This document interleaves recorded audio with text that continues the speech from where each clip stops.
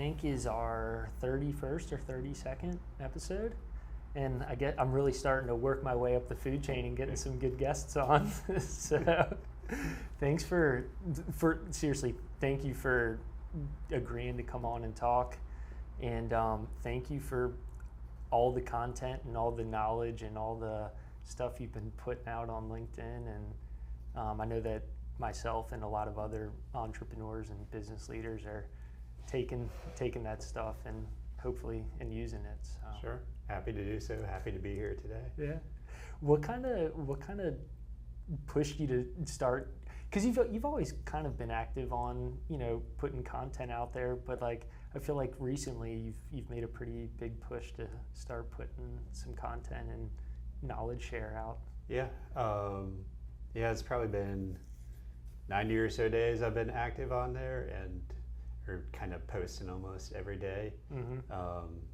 I don't know, it's kind of something I read about and saw about and kind of knew I should be doing it, but never made time to do so. And I don't know, I've kind of felt it's been sort of therapeutic too. Cool. To share experiences, and then I don't know, ultimately just trying to have an impact on people and business owners, entrepreneurs, and help them learn from my lessons, things I've seen, things that have gone well, haven't gone well. Mm-hmm. I tend to, I'm not the typical like social media post where, hey, I'm all this perfect, everything's successful, everything's great. Yeah. I kind of bare my soul and kind of trials and tribulations that I've been through a little bit too. Yeah. Authenticity, in my opinion, always comes across so much better than the fake, phony, everything's perfect, because that's not life. Yeah. And I think like one of the things that in my experience I struggle with just on like a personal level and like family level is like you see these like social media influencers that are posting what their perfect life is like, and it's like trying to compare what our life is to theirs, and it's just like that's not real. Like they probably but if you're not careful, it'll make you like upset, I know, jealous. Like what someone has going on in their life should not have an impact on your happiness, but unfortunately it often does via social media. So. It totally does, and it's definitely like something that my wife and I like. It's part of our like relationship. Like this isn't real. Like it's okay to like have disagreements and like be frustrated with each other. Like that's just part of being a married couple. Yeah. So, but the stuff you've been putting out has been really cool. And I think it was Rob Kaiser, or it was either Rob or Dallas was like, hey, have you like seen what Adam's been putting out? And I like looked you up and I was like, oh my gosh, this is cool. And then I reached out to have a coffee, and you were very willing to do that, and we had a good chat, and here we are. Yeah. And I think it's like a lot of times, like into your question, like why on LinkedIn or what, like or on social media, like from a business perspective or professional perspective, but like so many different things have come of it. This getting to know you, this podcast, meeting a lot of people in real life, both those that are here in Wilmington, but also a lot of people in other parts of the country, but meeting them at least virtually, connecting with them. Yeah, absolutely. And you just never know what's going to come of those connections and stuff, and so that's sort of where, it's cliche, but that's sort of where the magic can happen. You just 100%. And I want to hear about your experience and how you started Adam Shay CPA. Was it a bunch of random conversations and meeting people and stuff like that, or tell us about how Sure. you started it? Yeah, no, I was working like I have a unique path to CPA firm ownership and creating that. Like when I moved to Wilmington in 2003, had just left the DC area, was doing financial system design and development, so think accounting and financial system, but on the software side. Okay. Got a management buyout from my company, took it, wanted to change, and moved down here. My brother was down here, moved down here, and was trying to figure out what I should do. And my mom's like, well, you should just try taxes seasonally. And so I actually ended up going to Jackson Hewitt and doing seasonal taxes, and they snagged me up and made me manager of their, No way. I guess, 6 offices at that time. I think we grew it to like maybe 13 offices that I was managing. But ultimately I realized like retail tax is a very different beast and very different from like the proactive, have time to work with business owners outside of tax. The world that I like is, you know, that working with the business owners and entrepreneurs and stuff. And so they were kind of dangling like, you can buy in. Didn't really want to do that. And right before my first son was born, in January of 2010, like 3 weeks before he was born, went out. Wasn't even a CPA at the time, was still studying for that. And so opened my accounting firm, and then had my son. So I had a new accounting firm, my son, and was studying for and passing the CPA exam. You know, so it's fun times. Not a lot of sleep in that equation. Oh my gosh. But I was much younger then, so. Yeah, but nonetheless, I mean, those are 3 like crazy things to go through all at once. I mean, the good thing is, like, I mean, it wasn't good from a financial perspective, but like that first tax season I just started out was kind of word of mouth. Like, I wasn't super busy. It wasn't the craziest tax season for, like, I was able to spend time with my wife and my first son. So Awesome. that's good.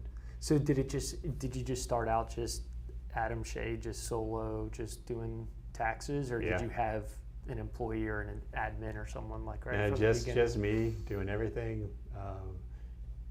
Wife would help some, but just, you know, from an administrative perspective, marketing, social media perspective, but just me. And then I think it took maybe a year, maybe 2, and then I kind of hired an accountant and then an office manager and had interns. And, you know, once you start that employee train, it doesn't really ever stop. I think when we sold the firm in June of 2023, so last summer, we're probably somewhere between 15 and 20 folks. That's kind of where we may have even peaked out on folks pre-COVID, and then dropped a little bit headcount wise from there. So was your mom an accountant, or what made her say you should do taxes? I guess it's just you know, a stereotypical thing. You're you're good at math. It's something like you can do temporarily to, you know, get you out and about and doing some sort of work versus trying to figure out what you're going to do with your life. Yeah, interesting. A similar story, when I was going to college, I was trying to figure out, I knew I wanted to do business, but, you know, within business, what was I going to focus on? And my dad was like, you should be an accountant. I was like, why? He's like, most of the people that run the businesses that I've worked for all have a finance or accounting background. And I was like, all right, you know, like that was it, you know, just, okay, yeah, I'll study accounting. And I'm glad I did. Yep. Worked out pretty good. I would not disagree with your dad there. It's like, I mean, it opens so many doors are open for someone with an accounting and finance background, and you know, in the business world, and you know, either owning a business or working in the corporate sort of side of the house. Yeah, exactly. And now it's, you know, who would have thought there'd be like an accountant shortage? Yeah. You know, but I mean, that's kind of the reality. Yeah.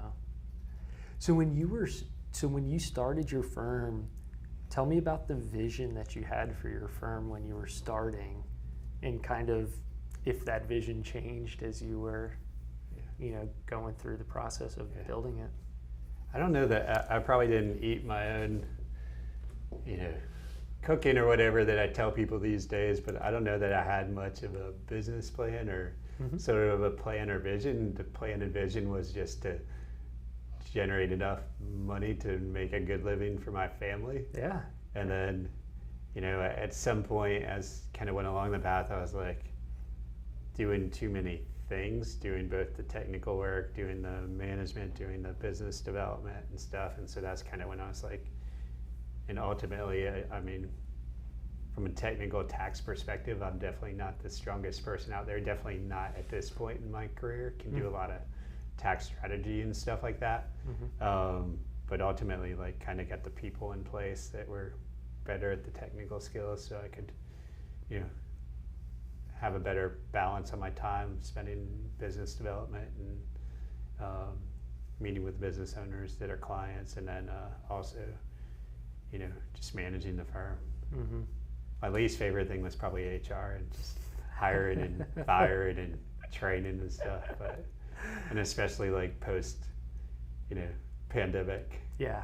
That's kind of probably what pushed me over the edge. Oh my gosh. I can, and just with the seasonality of busy seasons, and yeah, it's tough. Yeah. It's definitely tough. What would you say, like in the early days, you know, when you're, I guess, you're not jaded yet by like a bunch of busy seasons and a bunch of, you know, having to deal with a bunch of HR issues and customer issues. What was your favorite part of running the business, like working in the business? What was your favorite function? I mean, the thing that was probably like most fun is when I opened that business or firm in 2010. Like, most accountants didn't have websites.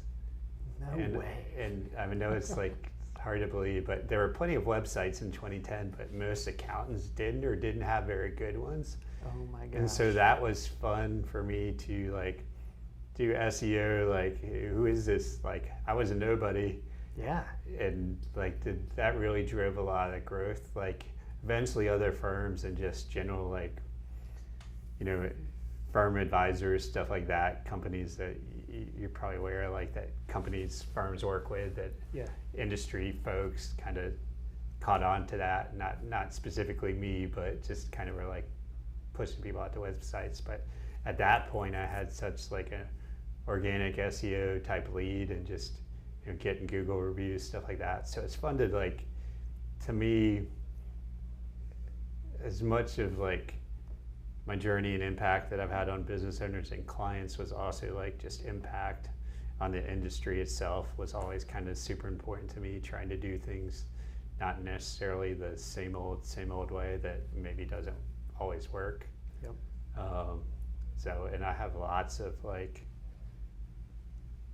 you know, firm owners that I know either both personally or just connected with on social media, where we're always like, you know, sort of have been pushing each other to be more modern and more progressive, I guess I would say, in firm management and just approach to business, and not, you know, a lot of it out there, you know, now is like, how do you manage work-life balance? How do you help your team manage work-life balance and that sort of stuff, versus, you know, if you want to make partner in EY, you're probably working 100 hours a week for, you know, I don't know, 8 years to have a shot at that. Maybe. I mean, I'm probably in the ballpark. I don't know how much I'm exaggerating or underestimating, but I remember when I was going through Meet the Firms, and, you know, young college students, you know, partners are coming down, you know, for some of these events, you know, like managing partners, high-level partners. And I remember vividly, one of the students asked, like, you know,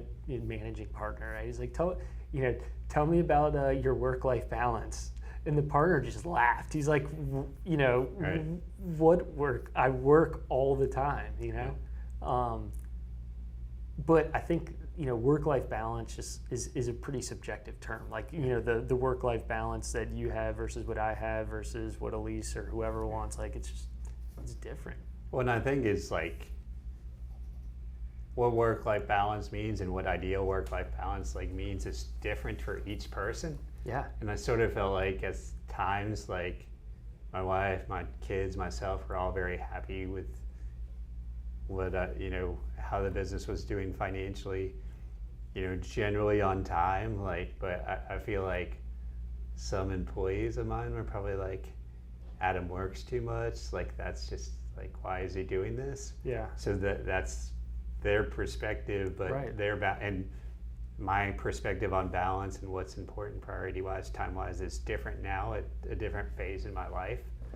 But I think I don't think it's fair to judge whether someone else's life is balanced or not, or whether they're, juggling work, family, whatever they might have going on. Yeah. Nor do I think it's fair to just assume because someone doesn't have a family that they should work harder or make more sacrifices at work. Yeah.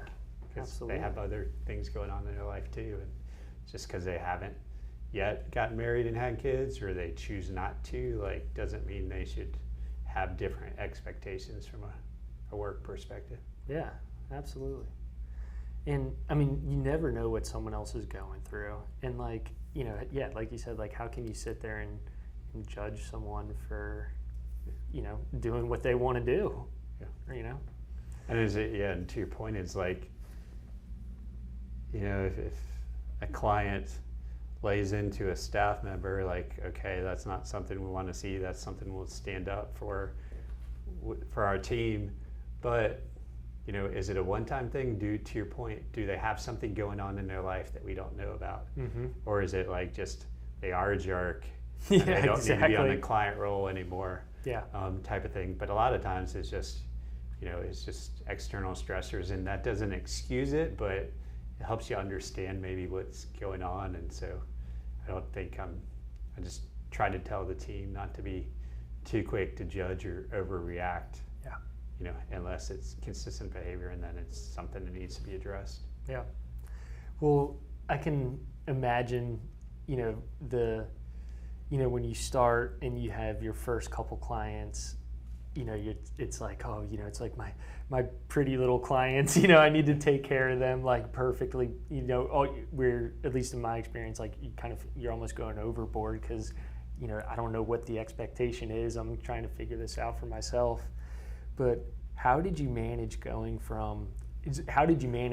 what was your trajectory like, I don't know, those first like 3-5 years going from one client to 20 clients to 50 to 100? Like, what did that look like? I mean, it's pretty straight up and kind of hold on for your life. Yeah.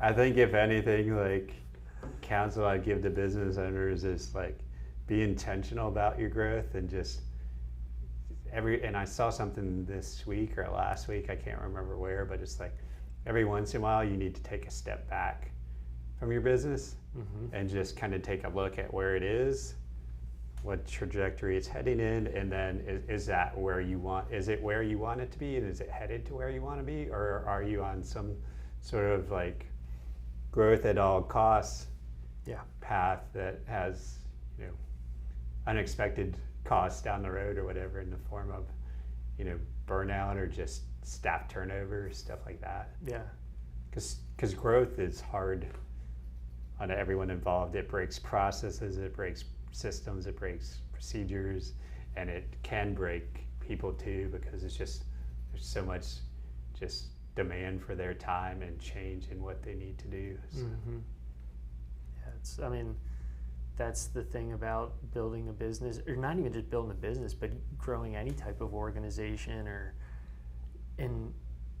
what you do on day one isn't what you need to be doing on year 3. Like, those processes, those systems, like when you start, you don't really have much of a process or a system, right? It's just like you just kind of start working. Yeah. What would you say? Was there like an inflection point where you're like, I need to, implement some software or implement some process or hire some person, to kind of help keep this moving? I remember like realizing we needed a CRM, or customer relationship management system, and project management system, but like kind of getting stuck maybe for a year longer than we should, because I was trying to find the perfect system, and no perfect system exists. Yeah. And like some of them are overkill, some of them are underkill. But then once you get a system in place, then you've got to get the team used to it. And it's like, it's no good if you have a system and like half the team's in the system, the other half's doing stuff off of spreadsheets. Like, then you don't have the visibility I think you need from a project management and process perspective. Yeah. How many different like systems did you go through over the years trying to find the right one? We probably looked at like and this is going pretty far back, but like probably 10 years ago, like probably looked at 5 or 10 different systems and just did find one and actually like stuck with it,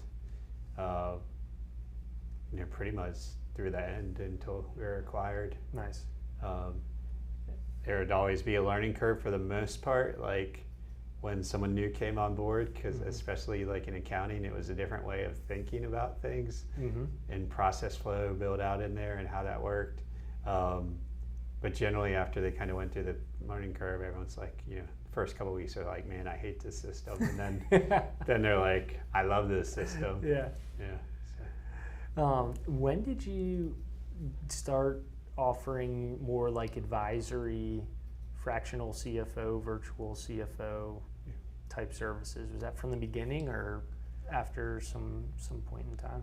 After some point in time, and we really started with, kind of started out like initially just doing income tax compliance and then shifted to proactive income tax. So income tax projections and planning. And so that was kind of our first dip into advisory. And then from there, it's kind of been the last, couple years where we've just been more focused on like advisory and virtual CFO and stuff like that. I think on the, we in probably 18, I think we forced all our tax clients are like, if you're going to stay with us, you're going to do income tax projections and planning. And we probably lost, rough numbers, but probably lost like 40% of our client base. Wow. Because they didn't want to do that.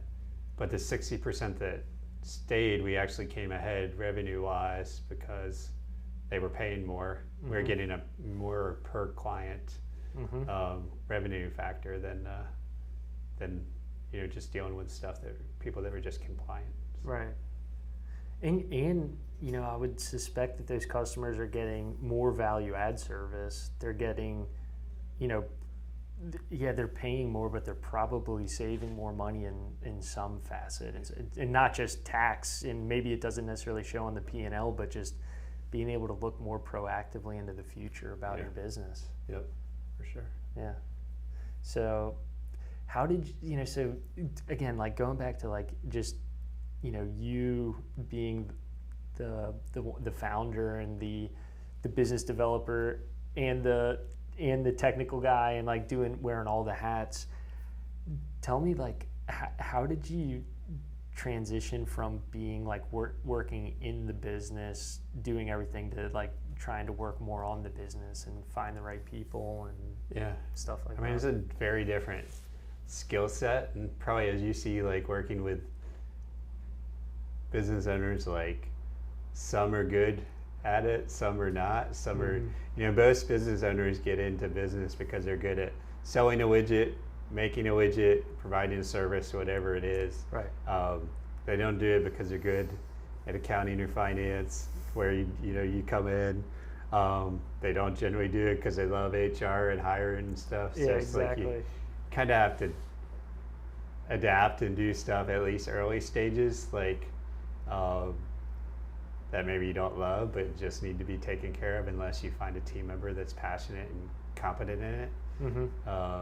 I think I posted on a LinkedIn post maybe last week, but if I had to do ever again, one of the top things I would do would be like outsource HR and hiring and find like a fractional sort of HR person, maybe like someone out of the Leith group or someone like that. Exactly. To help out. Exactly. How did you hire most of your people? Were you using online ads, network, just networking? Like, how did you find your employees? I mean, early days, probably more like online, and then or in person and referrals, and just people like knowing that, hey, this guy has a more progressive approach, a more progressive firm. Like we had a guy who was a partner, and he's still with us today. He was a partner in another firm in town, and it's just so old school. Yeah. Like, and he just is fed up with the other partners, stuff like that, and just left and came over just as an employee. Wow. That's saying a lot. Because he wanted to help. He wanted to better work-life balance spot for him and his family. Had a young family, but also just wanted a better, just general work environment. And then my business partner, former business partner, her and her husband and I met through Leadership Wilmington and Chamber Commerce program, and they were dating long distance, and she moved down here. She went with another firm in town, but really wasn't happy for that first 3 to 6 months, and reached out, and we had lunch and felt like a good fit, and so she came over as an employee and then eventually as a partner. Oh, very cool. And so from 2010 when you started to admitting, like your first partner, what time frame, what year did that happen? Probably 17 or 18, I'm thinking, is when she came in as a partner. Probably, I think she was in as an employee for 2 or 3 years before that happened. Yeah. And was that something you guys had like talked about ahead of time when they were coming? Not when she started, although we did always have like maybe not always, but we had, one of the things I think that people get uncomfortable with businesses is like, what's my path here? Like, can I, if I'm in sales, can I say as a salesman? Do I have to go as a sales manager, or how can I get into ownership in this business too if I really drive that value? So we always had, or for a good while, I had to document clear path to partner, where we kind of laid out like 10 things. Worked with my business coach at the time to like on this process, like to come up with 10 things that demonstrate these 10 things, and then you'll be considered for partner, and we can have serious discussions about it. And so kind of gave them some more transparency than 99% of the places that are out there. Yeah, exactly. I'm sure that's appreciated. Well, and then it holds, the key there is transparency, right? It's like, it's either you have the competency and the willingness to do this, or you don't. Like, it's not a personal thing here. It's just purely performance related. And I think you see it like more and more, like a lot of folks are just more interested in that work-life balance and making a living to support their life and what they want it to look like, but really not, wanting to can fully invest all their time and energy into a business as much as maybe people did 20 years ago. Yeah.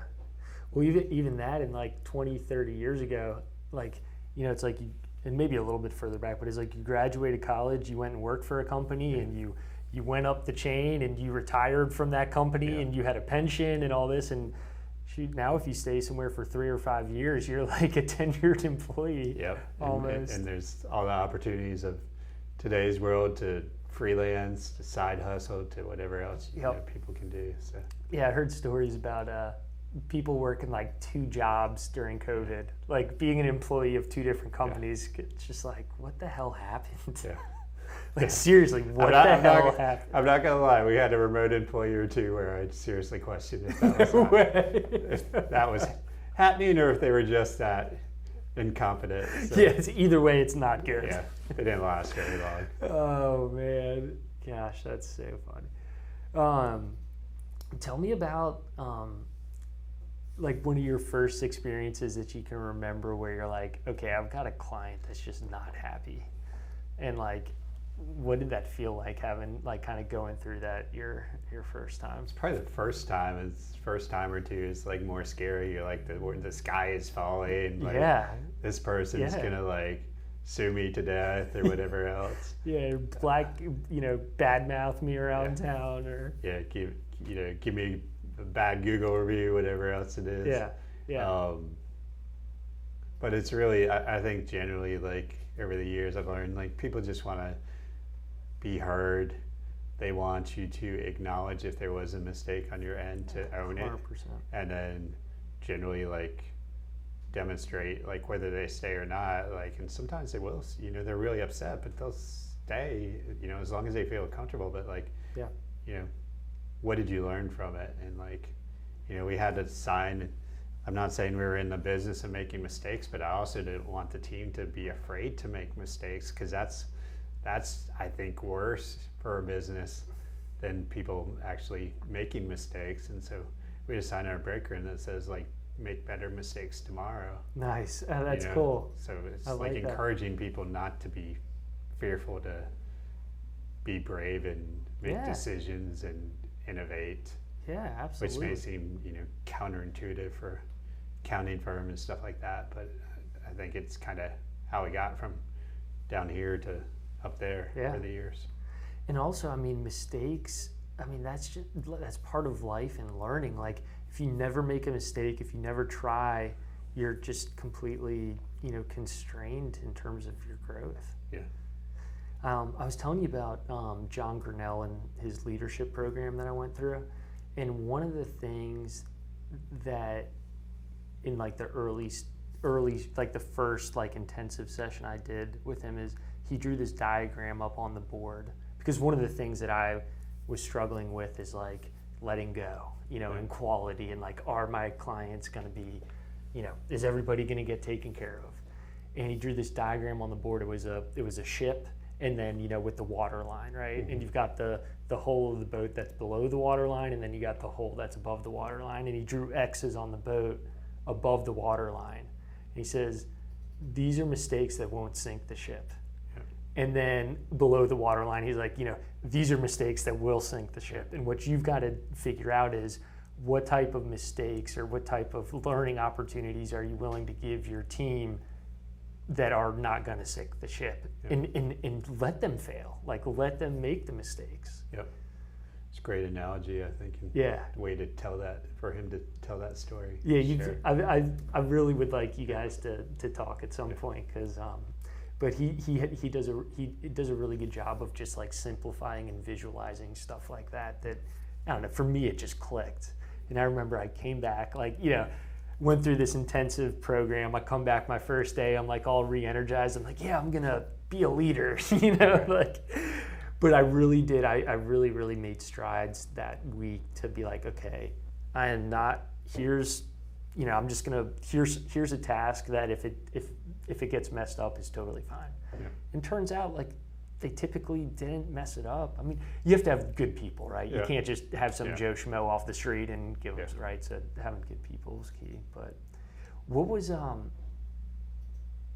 how did you, when you were like interviewing people and trying to find people, what was your kind of like go-to like first couple questions to like be like, is this person even like worth talking to anymore? Yeah, I mean, a lot of time. I mean, there's sort of cliche, but like,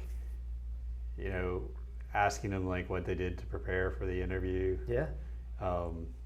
Asking them technical related stuff. Like, I would always ask people, and you'd think this would be a simple answer, but a lot of times people struggled with it. With like, what does the word quality mean to you? That's a great one. Because it's like super important with what we do. And then sometimes I'd like ask people the random one, like not what animal they're gonna be, but like, what did I have for lunch today? Just to hear, just to see how they reason. I know. And how they're gonna dance around that one, because they don't necessarily want to insult me one way or another, but Oh,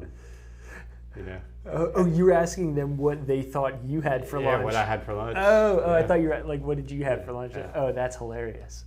And then probably my favorite one was like, if they got $500,000, we're given $500,000 or won $500,000 post-tax in the lottery, whatever, it's $500,000. Don't have to worry about anything else. And then what you're going to do with that money, like what would they do with that money? Yeah. Because that tells you a lot just about their values, kind of what their priorities are in life. And so I don't know, that one's always interesting to hear.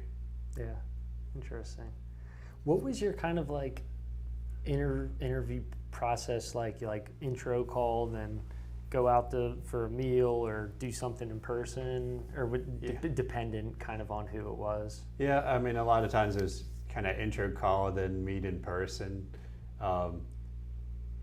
We would kind of, I know a lot of times people would do that intro call and then have some lower level of their team like interview, and then have the boss like interview it further down the road. But like our team was always so busy and we were always hiring, so it was like I would typically spend a lot of time on the hiring side and interviewing side, and really like before I put someone into the front of the team for them to help us make the decision, like I would feel pretty good that we had 2 or 3 good candidates like at that stage for them to help make a decision. But I thought it was important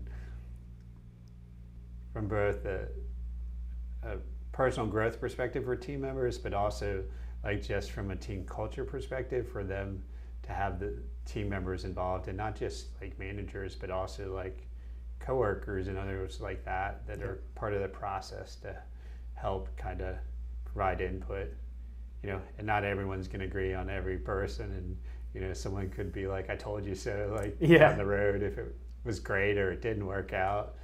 But at least, you know, listening and acknowledging people's perspective and input and stuff. Yeah. And some people are really good at it and enjoyed hiring, and some people weren't. So it's like once you figure that out too, then you can like you don't need to force like team members that have no interest in it, or you can't. It's not business is not a democracy. So ultimately you can have their input, but you can't have everyone casting a vote for every single hire.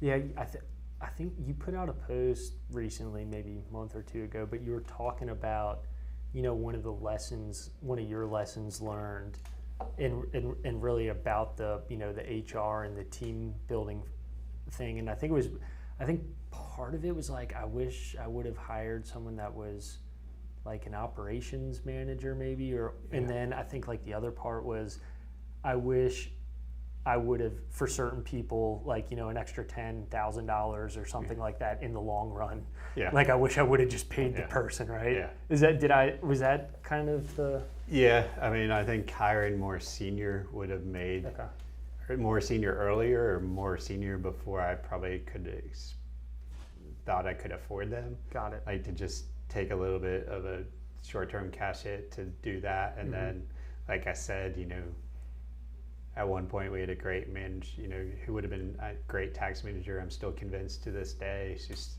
with a firm here in town, and like she was like 10 grand over our budget. Yeah. And we just stuck to the budget and like ended up, you know, how many tax managers did we have after that? Like a bunch. Like that just weren't the right fit.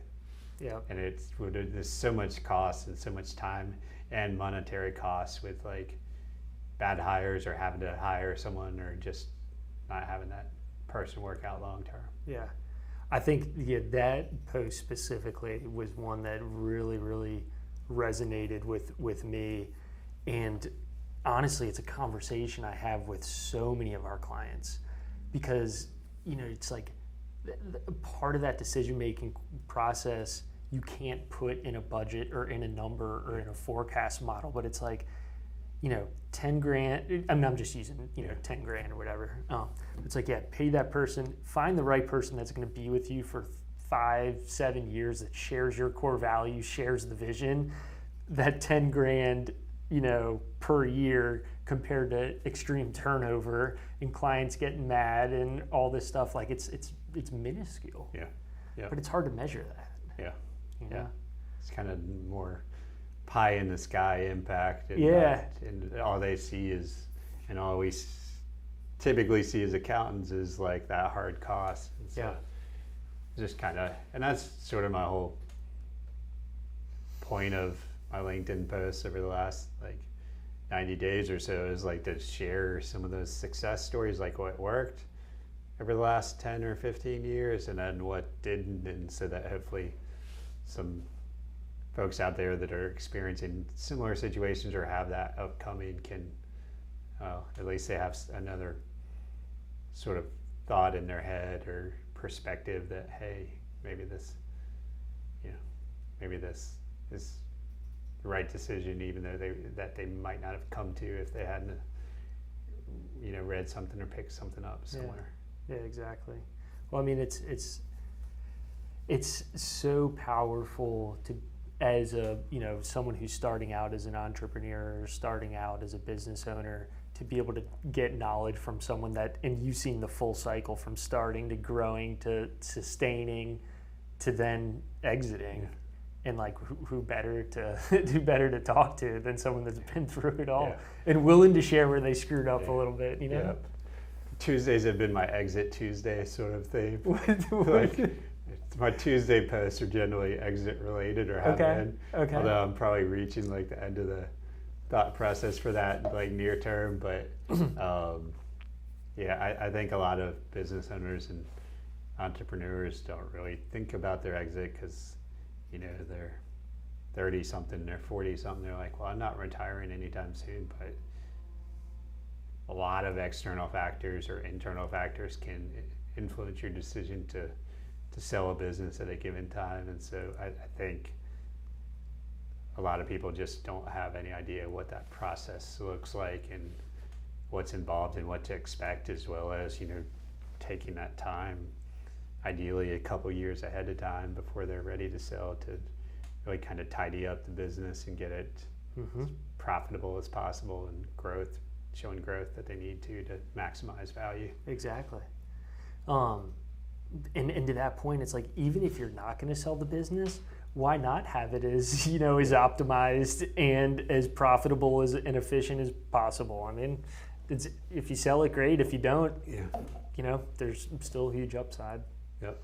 When you started, did you have like an exit in mind, like at the beginning, where you're like, yeah, I'm going to build this thing up, I'm going to hit this revenue number, and then I'm going to sell it? Or Yeah, I mean, I thought it would, like, I don't know at what point in time or whatever, but when I was like, well, I'm going to grow this thing, build it, eventually probably sell it, and then retire.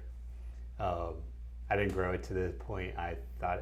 I kind of like hit a growth plateau with just kind of where we were, and that is like, it takes a lot of time and money investment and team investment to a lot of times push through those growth plateaus.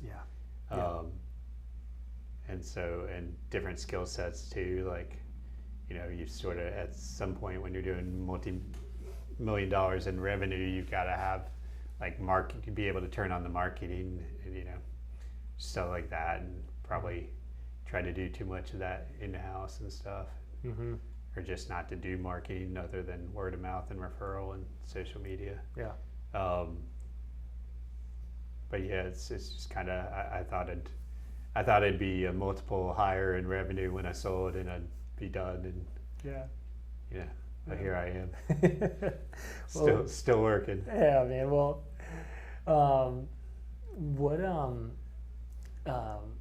what was I gonna ask? It had to do with the exit stuff. Oh yeah, at what point did you really kind of like push you to decide, like, hey, I'm at this? What ultimately do you think was the motivating factor to, hey, it's time to sell the business, or, you know, try something different?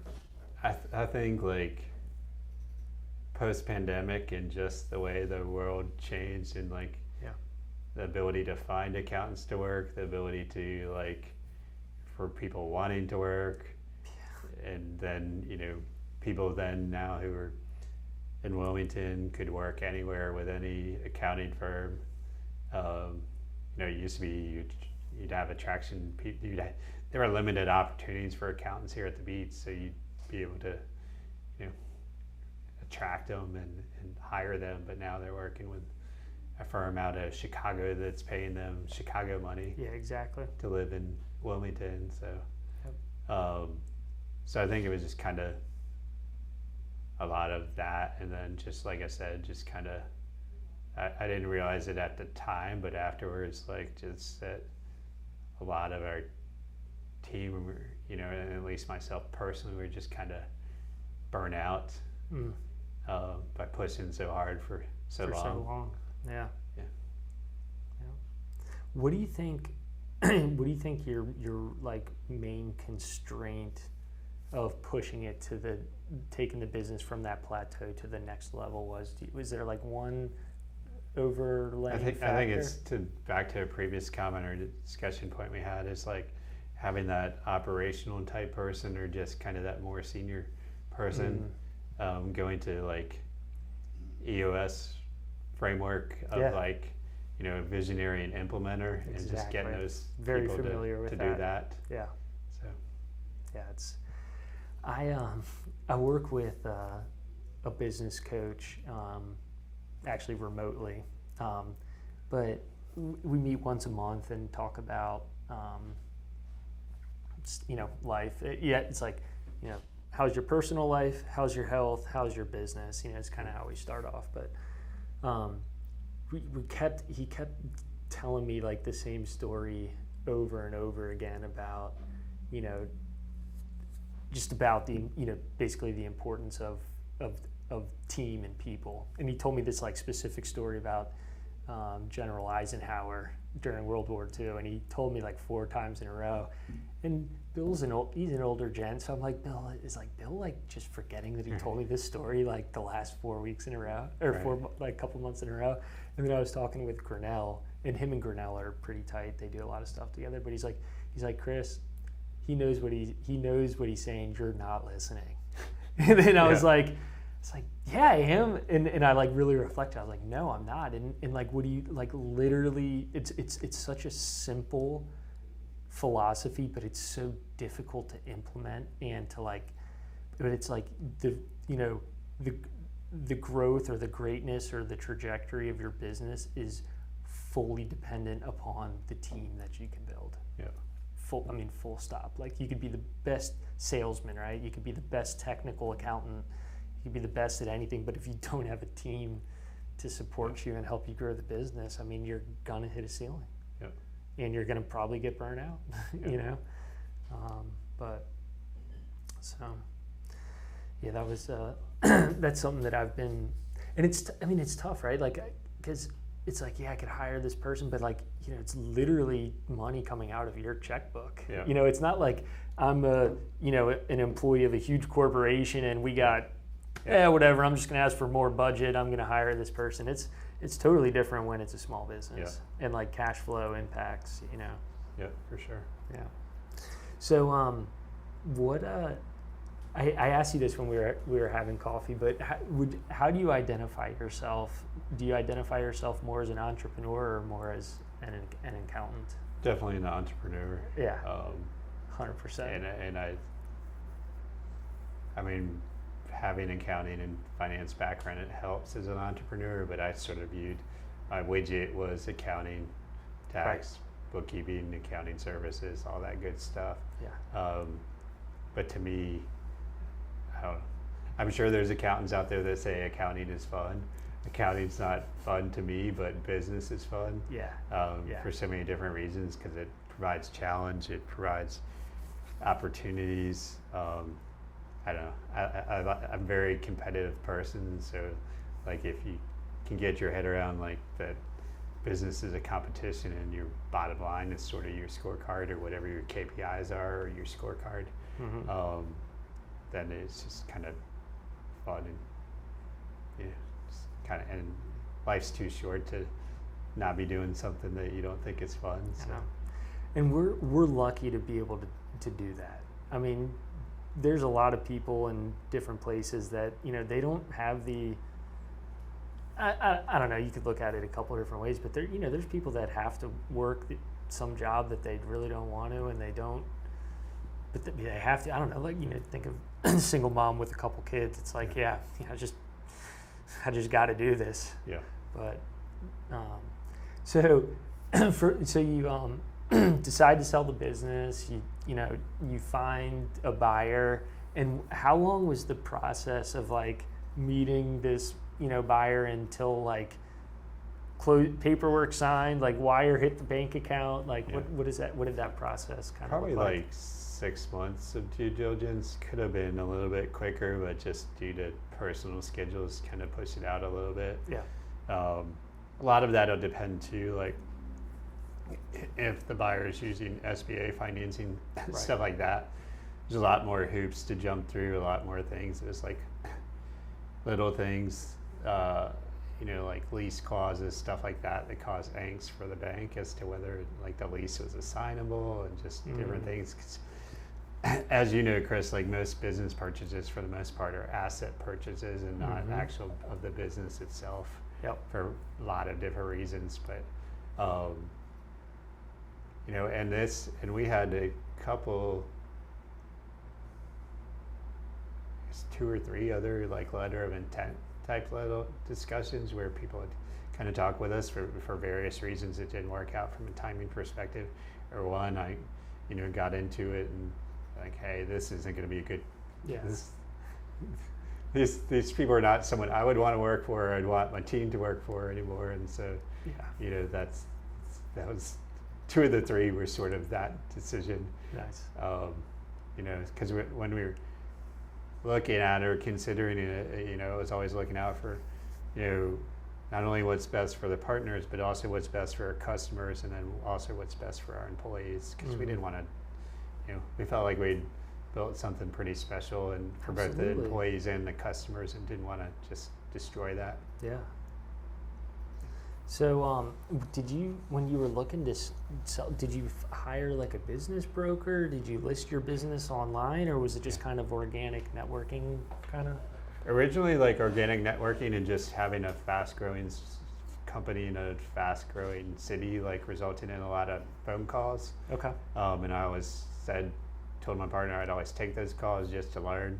Yeah, absolutely. Things from them, both one, what drives value for them, but also just kind of what's going on in the industry, making connections down the road that may help out down the road. But eventually did go with a business broker when we got kind of like, we had enough conversations with people that we felt like, what's the path we wanted to go down, and so going that route. Yeah, that's cool. So tell me, like, the first day after first week after selling your business, like wire hits the account, like you wake up the next day and it's like, is it weird as hell, or like, I don't know, what does that feel like? Yeah. Can't imagine. Yeah. Maybe surreal, probably the word. I would say the weirdest thing or toughest thing in the process was like telling the team, because pretty much most of them were in the dark because you just can't. Oh, like, man. A lot of them didn't understand that and felt hurt and betrayed because they got surprised. Yeah. But, they just kind of learning that after the deal was consummated, like that's introducing a new owner, like just kind of set people not into a panic, but just was an emotional time for a lot of folks. Oh, I bet. Yeah, I mean, it's got to be tough, like, because keeping all that under wraps, because it's almost like a little, not like a little moral thing. It's like, these people have helped me like build this business, but I felt like this big monkey had been let off my back, because I've been carrying that, like, with few people knowing it, for going through due diligence for like 6 months or longer. Wow, I didn't even think about that. Did you have any like instances where it's like, like someone might have found out that shouldn't have, like sending an email to the wrong person, or like not that, but like I realized like our Google, we're Google calendars, and everyone can see everyone's Google calendars, and like there was some setting that would allow even external people to, when they send an invite, to add it to my calendar automatically. And so I changed that setting, but then also set up a private, like, sort of calendar that myself and my partner could see, so we could see what was going on, but the rest of the team like couldn't see that calendar. Yeah. But there was a time or two or things where you're like, oh, did they catch that? Or shoots. Or like someone's, yeah. Oh man, yeah, that could be stressful. So now that it's been 9 months, no, more than a year since you sold. You said June 23, right? Yeah. So what do you want to be when you grow up now? That's a good question. I don't know. I like working with, business owners, entrepreneurs. I don't know. I'm kind of right now just, putting out some content on LinkedIn, trying to reach and connect with people. I don't know, maybe exploring, business coaching, some sort of, online community where business owners can collaborate, and kind of peer group sort of stuff potentially too. Very cool. And I have just a general interest in really connected with a bunch of people that are sort of on the exit side of businesses, and that's I don't know, I really enjoy, I don't know, I feel kind of passionate about helping business owners understand what's going on there and kind of what that looks like. So hard to know. I could, turn around tomorrow and invest my time and money in another business that needs, someone with business experience and, financial and accounting experience as well. Yeah. Do you think that, having now like more flexibility, more time at home with the family, do you see yourself like being able to like turn the dial back up and go crank out a 50, 60 hour work week, or you're just like, I'm done with that? I mean, I think so. If it's like something you're passionate about, I think you could be able to. Like, I don't know. And I'm not going crazy spending like, I'm still working full-time job right now and, spending time on LinkedIn, like, but I'm not like going crazy, but I'll spend there've been weekends where I'll spend like, I just feel creative and feel like quiet time where I'll be like, I'm gonna do some content for a while or whatever. Cool. Usually when kids are out and about doing something else and whatever. So it's all about finding the right times to do the right things and kind of like that. But I'm certainly not the type of person or at the point in my life where I don't think I'll ever be the person who'll just want to sit their feet up on a beach drinking pina coladas or something. Yeah, that's fun for like a week or two, maybe. Yeah. Yeah. Well, congratulations on what you've accomplished. I think it's like probably the dream of so many people and so many business folks to be able to start something, build something, create something that's fills a different niche than what the traditional or the status quo is, and then being able to exit. Yep. Thank you. It's awesome, man. And thank you for everything that you're sharing online. Keep doing it. It's been really valuable for me. And thanks again for coming on and talking. Sure, I enjoyed it. Awesome. Thanks, Adam. Thanks.